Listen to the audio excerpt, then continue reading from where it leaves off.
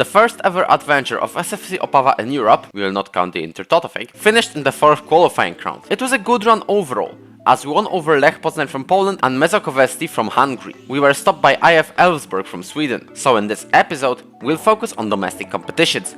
We currently sit on 4th in the league, losing only 3 points to Slavia Prague in 2nd, and we'll also start our cup journey with a game against Fastav Zlin. Before any games though, we confirmed the signings of Matthias Kozak, which worried Dominik Breda for whatever reason, and the loan of Pavel Ritter. We start this episode with a game against Viktoria Pilsen, which was a snooze fest. Until the 80th minute when the most random penalty ever was given, converted by Lukasz Kalwach. Radek Schulmeister made it tense in the final minutes with a 1-2 with Dominik Breda. And then we lost from the kickoff. Result? 2-1 to the Pilsen guys. The exact same result occurred against Baník, but in the reversed order. This time, we won the Czech Silesian derby, with Marek Fiala and Filip Blecha both scoring goals. The away team scored one back, but that was all they could do. Between the games between Baník and Teplice, we also made a huge signing. Ignore the fact this man is injured, just look at his attributes. He is a beast of a target forward, and we only signed him for 230k. I swear he's going to be a good striker, although he joins in January. Returning to league action, Teplice were our easy target, and especially for Dominik Breda who scored the brace. Marek Fiala scored the 3rd goal, and Matthias Kozak contributed in his debut. Only thing Teplice could do was this consolation goal. Now it's time for a game against Fastav Zlin in the 3rd round of the Czech Cup. I realized they had a player out of contract, so around the 5th minute I told the ref to stop the game so I can negotiate a deal. I am not joking. What about the match? Latter and Yaya decided to have a great day with a brace, but did the rest of the team? Of course not! Denis Isakovic started the party, Filip Blecha converted that penalty, and when you thought it was going to be the extra time, our academy graduate Rostislav Valnoga scored not once, but twice. If you wanted a guide on how to come back from potential disaster, it's quite literally here.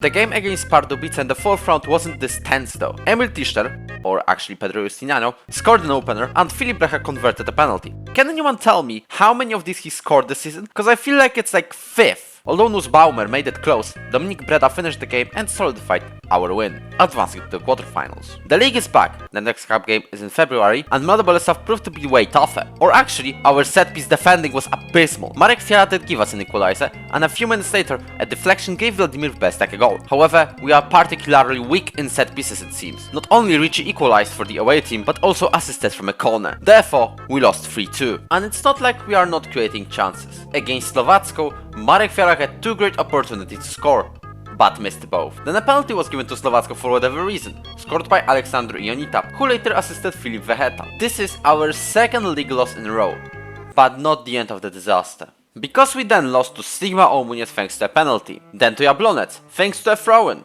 and to Bohemians Prague due to a corner. I am literally naming this episode the disaster of set pieces in Football Manager. I hope we can turn things around in the 2nd round, because we are starting it with a game against Radec Kralove. Okay, I'll ask otherwise. Can we lose our 7th game in a row, this time against Brno? We can! Unless, watch out, it's him.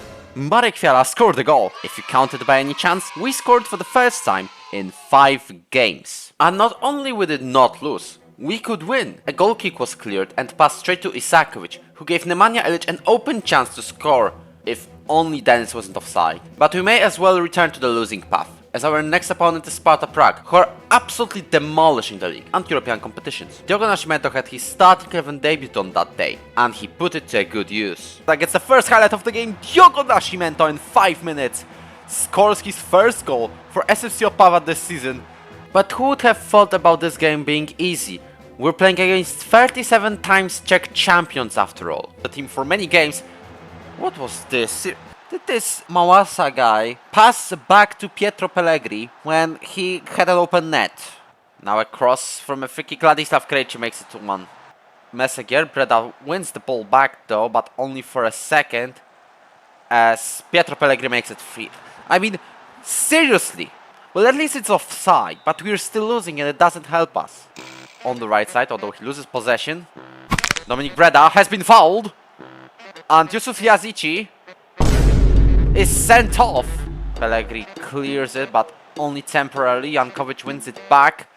Jovan Mirkovic passes somehow to Ilic, looking for a crossing opportunity, although the ball goes to the middle somehow. Nemanja Ilic with the right foot hits the post.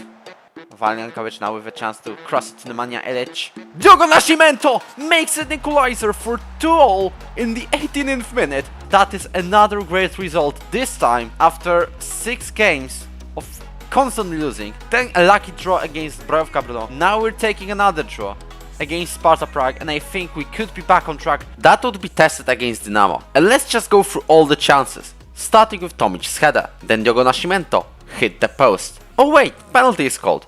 Marek Fiala scored the goal. The Kaiser then makes a brilliant save. Klima tried to chip our keeper. Michal Hubinek equalizes. Then Fiala shot from distance, and Nascimento tried to replicate his second goal versus Sparta. Dominik Breda makes a finesse attempt, and this game still ended in a 1-1 draw despite all the chances. That's how we start our winter break.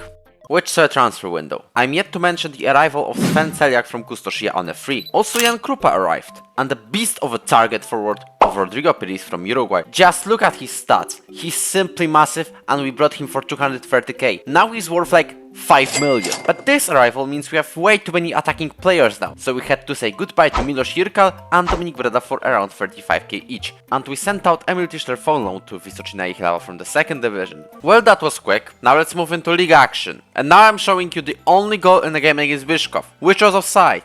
So we start with a 0-0 drop. Just great. As great as our performance against Pardubice. We won 3-0 using a new tactic, again with double target forwards. This allowed both Piris and Isakovic to score. Roberto scored against Slavia Prague too, and the 56th minute, Marek Fiala scored a goal. Marin Petkov did get one back, but we still kept the win. And with the form going up, it was time to build up our biggest chance to play in Europe. A Czech Cup quarterfinal against Slovacko.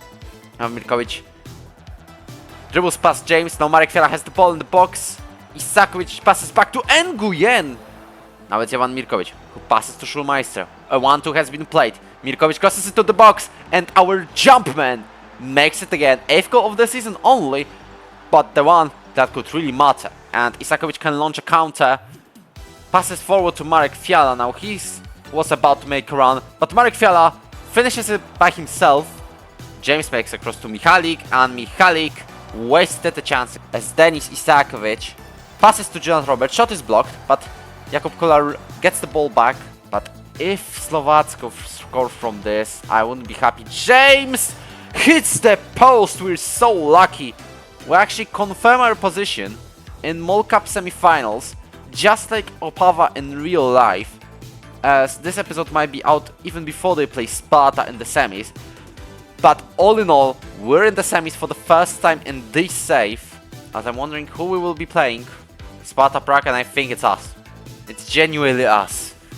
We have one game to defeat Sparta Prague and get our biggest chance to play in Europe, and I think this is where we are finishing this episode, in which we'll actually finish the season. Although this season has seen a massive slump of form, I can't say it's totally ruined. We still might just give the club the first top tier silverware. We currently sit 9th in the league, which pretty much excludes us from European football via the league. But the cup run is still there, and the next episode we'll try winning it for the first time ever. Fun fact, if you're still here, Opava got to the final once in 2017. Lost to Fastav Zlin.